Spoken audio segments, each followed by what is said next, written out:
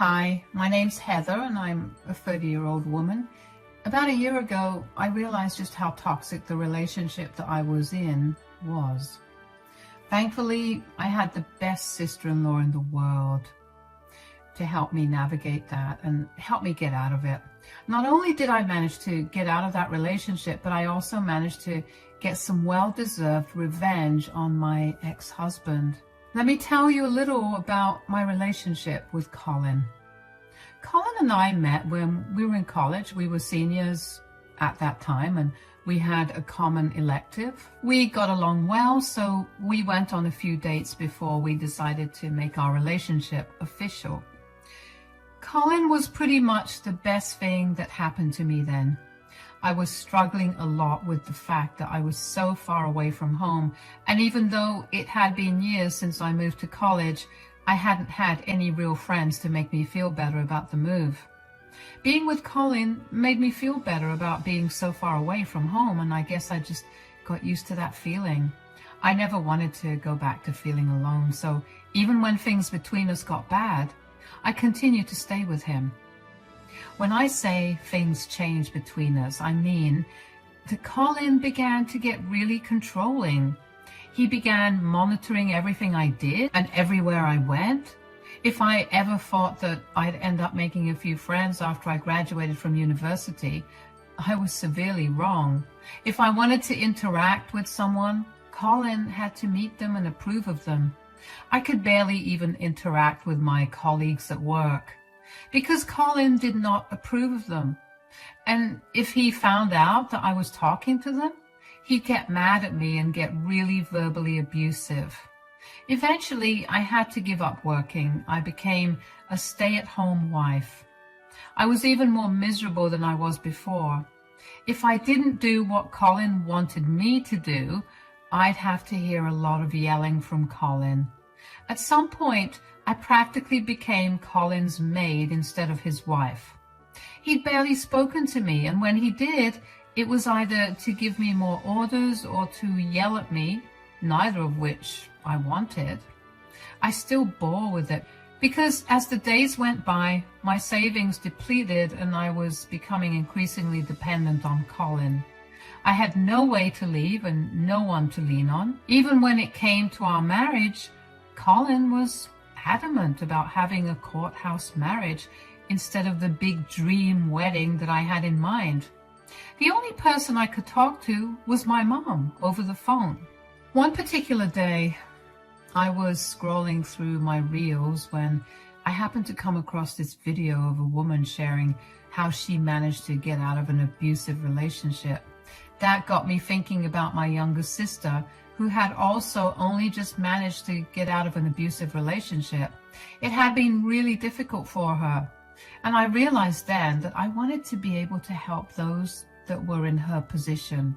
So when I got on a call with my mother later on, I told her about the idea I had to run a non-profit organization that would help victims of abuse get out of their abusive relationships. And my mom was overjoyed with the idea. She proposed investing in my business and even told me that she had friends who would love to invest in that. I remember feeling like I was on cloud nine all day, although I knew that I shouldn't have been so happy considering I hadn't run that idea by Colin. However, it turned out that Colin had overheard my conversation with my mom, and the next day, he brought it up with me. So, you're thinking of starting a business, huh? What? How do you know? Because I overheard you talking to your mother the other day. What is this business you want to get into? I was watching my reels the other day, and there was this lady who was sharing how she struggled to get out of a very abusive relationship, and that got me thinking about my past relationships. You know how my sister had also been in an abusive relationship. I literally do not care about that. Could you just skip to what the business you want to start is about? That's what I'm trying to tell you, though. I wanted to start a business that would help victims of abuse to get out of their situations. So what? You're going to have them pay you? What? No, if they had the means to get out of those relationships, they definitely would have. I want to provide them with services for free. It'll be a non-profit organization of sorts. Huh. Then what's the point of the business if you're not going to earn anything from it? The point? Are you not listening to me? The point is to help those in need. I want to be able to do good for others. And who's going to help you start the business? My mom said that she would help, along with some of her friends who would love to invest in my business. So you thought you could just start this racket without me? It was not an entirely concrete idea yet. I want a part in this business. What? Why? Why not? Sure, I'll earn nothing from it, but at least I'll grow a good reputation through it. I mean, I have a good enough reputation now, but this will boost it up really nicely. I don't think it'll be right for you to join. Oh, why? Do you think that I'm not capable of running a business?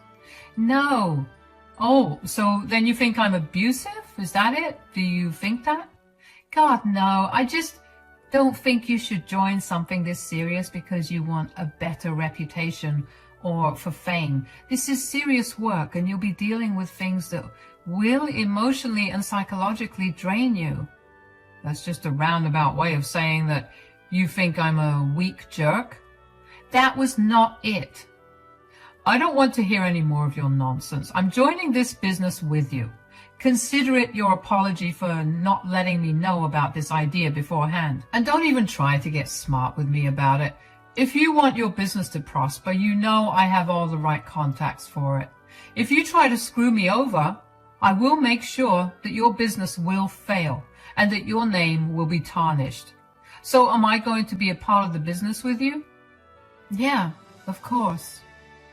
I cannot even begin to tell you how upset I was with Colin for involving himself in my plan. I knew that having Colin involved would mean that my idea would definitely take off, but it would come at the steep price of not having any form of independence at all. I didn't want that, but I couldn't give up on the idea of being able to help those in need. Over the next few months, Colin and I began developing a solid plan to start our business. Colin came from an affluent family, so that meant that he had a lot of connections within the city. We managed to get our business up and running pretty quickly. My mom and her friends did as they promised and invested quite a bit in the business, and before I knew it, the company began to grow rapidly. Nothing brought me greater joy than being able to help so many people in need. As the company grew, we began to employ more people, which meant that Colin and I weren't handling everyone that came to us. I began to notice how a lot of people who worked with Colin began to shy away from our services, so I'd always swoop in and regain their trust. I tried to talk to Colin about it, but he would never want to listen to me. Eventually, I ended up picking up after Colin's work while juggling my own. Of course, I had no problem with that, because all I cared about was helping those in need. But I made sure to keep records of everything I was doing. Even though we were working really hard at the company, we were not earning any money out of it. That meant that Colin still worked his regular 9-to-5 job. Although being a part of the company earned him a lot more credit in his company, and he was given a raise which allowed him to work fewer hours so he could focus on helping various victims through our company. Even so, Colin would come home exhausted every day. One particular day, I had a tough day at work, and I was in no mood to cook a meal for the both of us. When Colin got back home, he was not happy about it. I'm back home. How was work? Don't even ask. Is dinner ready? No. I got back home only half an hour ago. Today was so exhausting, and I don't think I can cook. So you just didn't cook dinner? Yeah, I figured we could order takeout and just relax a little while. You made that decision all by yourself? Do you not care about my opinions? Did you not think that all I wanted was to come back home to a fresh, hot meal instead of some fried garbage from outside? Why are you pulling on my hair? Stop. It was just today. I will not let you disrespect me like this. Who told you that you could decide what I wanted to eat? Your job as my wife is to cook all my meals for me. Why would I have married an ugly, disgusting woman otherwise? Let go of me. If you don't, I'll tell everyone what you're like. And with the field you're working in with me, you'll get torn to shreds. Oh, is that the game you want to play? Why do you think I'm so comfortable treating you the way you deserve to be treated? Because I know that nobody can touch me. Oh, please. One word from me and one word from you. Ha, please. Do you know how long I've pretended to be a feminist and a woke guy? Everyone adores me because of it.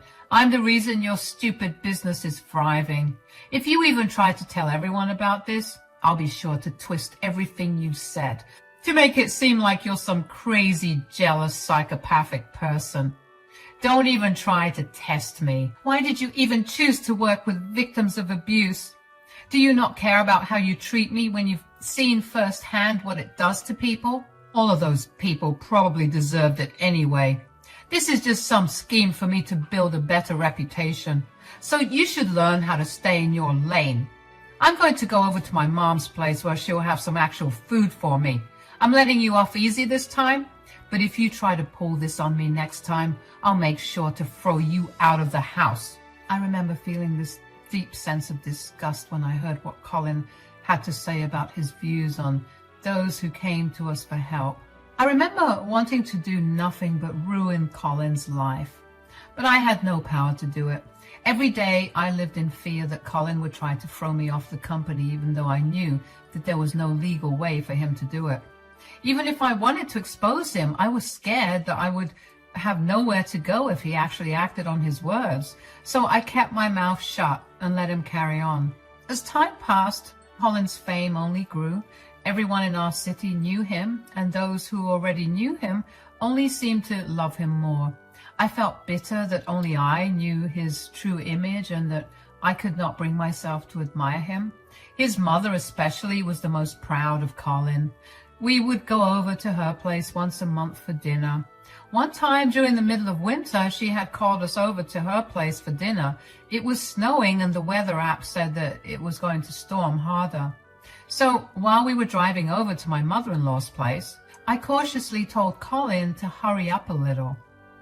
I hate to be like this, but you're going to have to speed up a little or we're going to get caught up in the snowstorm. Ugh, do you ever just shut up? There's no need for you to be so rude. I was trying to make sure we got to your mom safely. Do you honestly think I'm stupid? What?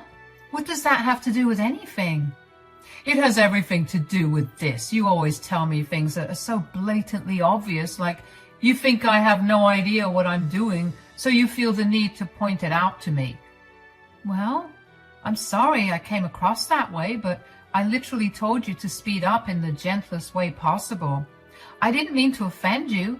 I just happened to look at my phone and the weather app said that it would start storming harder in half an hour. Do you think I can't see that? Okay, I'm sorry. No. No? Why are you pulling over? Because you need to learn a lesson. Huh? What are you talking about? I'm tired of you thinking that you're better than me. I have never once tried to make you feel that way. I've made sure to be as passive as possible, so I know for a fact that I haven't been doing that. Do you expect me to just never speak? Is that the only way you'll think that I'm not insulting your intelligence? Who do you think you're speaking to? You know very well that you're not allowed to speak to me this way. Why do I have to be careful with the way I speak to you? I'm just really frustrated, Colin. Why do you always take everything I say as an insult to you or your personality? I've had more than enough of you. You need to get out of the car. What? It's literally storming outside. There's no way I'm getting out of this car. You're upset, and so am I. Just drive carefully, and we can figure this out at your mom's place. I am not taking an ungrateful, rude brat to my mother's house. You need to learn a good lesson so you can be put in your place. And this is me teaching you that. You think my lesson is to freeze in the snow? Absolutely. Get out of my car. No way. I'm sitting here. You can either drive or we'll just sit here on the side of the road until the storm blows over. I'm not letting that happen. Why are you getting out of the car? Come back. Colin trudged over to my side, threw my door open, grabbed my arm and yanked me out of the car. I was shocked, and before I could even react, he got back in the car and drove off. Once I recovered from the shock, I realized that I had my phone on me, so I could try to contact him. However, my phone was dead. I was in the middle of nowhere, in the middle of a storm, with no help for miles. All the dread and anxiety I felt slowly settled into acceptance of my fate.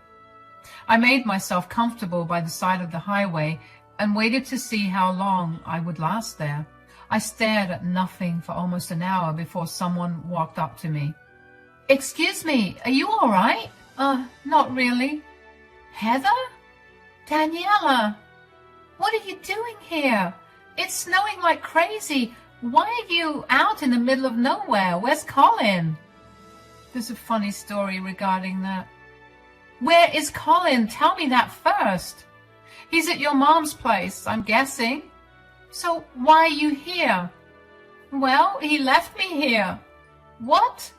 What do you mean? We got into a pointless argument in the car. Colin got mad and decided he needed to teach me a lesson to put me in my place. What? What are you saying? Isn't Colin really passionate about treating women equally and with respect? That apparently applies to every woman but his own wife. Wait, so this has been going on for a while. I'm so sorry. I sound a little stupid right now, but this is a little mind-blowing to me. No, I get it. I see what he does on a daily basis at work, so even I would be shocked to hear that this was his real side. But yes, he's been this way since the start, really. Then why would he want to co-own the business you two have? I mean, you only started the business because you were passionate about helping women and other victims of abuse. If Colin was abusive himself, why would he want to be a part of something that's directly opposite to his values and personality? He wanted the fame and respect. Yeah, that's really embarrassing to admit out loud, but that's the truth. My God, he's disgusting. I'm not trying to victim blame or anything, but why did you never say anything about it? I would have supported you in a heartbeat, and I'm sure Mom and Dad would have too. I don't know. I would threaten Colin by telling him that I would expose him, but he would laugh in my face and tell me that he spent his entire life rebuilding a reputation around being for women, so no one would believe my claims. He told me that if I ever did something like that, he would twist my words and tell everyone that I was a jealous psychopath. And since he had a better reputation, everyone would believe him. I guess I was just too scared. My God, that's so ironic considering this is exactly what I help people with. Hey, don't be so hard on yourself. If all the heroes are busy saving everyone, who's saving the heroes? I'm hardly a hero. You're definitely a hero to the thousands of lives you've saved through your work. It's only a pity that Colin happened to be a part of it. But you have nothing to worry about. I'm going to help you get away from him without losing anything. What do you mean? What I'm saying is that we're going to teach Colin a lesson in respect. And we're going to put him in his place for being an abusive jerk. We're going to tell everyone about his true colors and let them deal with him. So you have your hands clean and you'll also have your business. I don't know. Look, I know this is hard for you to digest because Colin is your business partner and your husband, but he's also my brother. Other than being his sister, I'm also a woman, and you can't even begin to imagine the mix of emotions I'm feeling about things Colin has done to you. But mostly I feel angry, like pure unbridled rage. I want nothing but justice for you, so please let me help you out. I really appreciate your help, Daniela, but I have no idea what to do or where to begin. Don't worry about that. I'll take care of it. For now, let's get you to the hospital to make sure you didn't catch anything or get hurt. And then we'll go back to my place. But your mom's dinner. Don't worry. I'll tell her I have some emergency meeting, so I can't make it. Come on, let's get going. I remember feeling pretty disoriented partway through the conversation, so I was more than glad to follow Daniela back into her car, where she gradually turned the heat up to help me feel better. We got to the hospital pretty quickly, but other than a tinge of hypothermia, which was easily fixed with a little heat, I was completely okay. After that, Daniela took me back to her place where she had me produce file after file of my work in the company. She asked me if I had any proof of Colin's abuse, and since there are security cameras all over the company, I had tons of evidence. Daniela told me that she had a friend who was desperate for a big cover story at the journalist firm he was working at, so she would give him the information on Colin. I was very nervous about what would happen to Colin, but at the same time, I couldn't help but feel excited to see how he would react. While I waited for Colin to figure out what happened, Daniela offered me her place to stay until I found a place of my own to live. I didn't have to wait long for Colin to find out what happened because he called me the very next day. Turns out the news made big headlines. Colin had been a beloved figure in the city, so the claim, along with the proof of his behavior, was enough to ruin Colin's reputation. When I picked up Colin's call, he immediately started the conversation off with yelling. "What did you do?" "Hello, Colin. I'm doing pretty good. What about you?" "I don't have time for your stupid sarcasm, Heather. Did you feed the press a bunch of lies about me?" "I have no idea what you're talking about." "Don't even try to play with me. You're the only one who knew that I had said all those things." "So, everything the news is covering isn't lies?" "Don't be a smart aleck with me right now. Why would you do something so horrifying to me?" "You've been horrible to me for the entirety of our marriage. You joined my company because you wanted to profit off of it. I feel like you've done way more horrifying things than this." "Profit? Oh, please, that business wasn't bringing in any money." "Yes, that was the point. But you didn't join for the money. You joined to get recognized and gain the respect of everyone in our city. Even though you saw all the horrifying things that people have gone through at the hands of their abusers, you still treated me like I was a piece of trash. Did it never occur to you that fame is a double-edged sword? So you think just because I have some fame now, you can throw around some baseless accusations against me to bring me down? Do you even know how hard I worked to build up the reputation I have? I can sue you for defamation." "Wait, do you even know what the word defamation means?" "You don't have to dumb things down for me. And I did not do anything against you, Colin. Everything being said in the news is not baseless. If you, maybe, paid a little more attention to what they were showing on the TV, you'd see text screenshots and audio recordings of all the nasty, degrading things you've said to me. That reputation you worked so hard to build is non-existent now. You can try to sue me, but you have to prove that I approached the press with the claims against you. And even if you do, you have to prove that the evidence against you is also false." "You think I can't do that? I'll hire the best lawyers in all America if I have to." "Oh, you could definitely do that, but in that time, I'll have divorced you. You will have been kicked off the company and your reputation will be so tarnished that it'll be a while before you'll be able to bounce back to where you are now." "You stupid pig. You did all of this just because I threw you out of my car yesterday." "No, I was just trying to teach you a lesson so I could put you in your place. All the best with the future, Colin." "This conversation is not over." "Bye, Colin."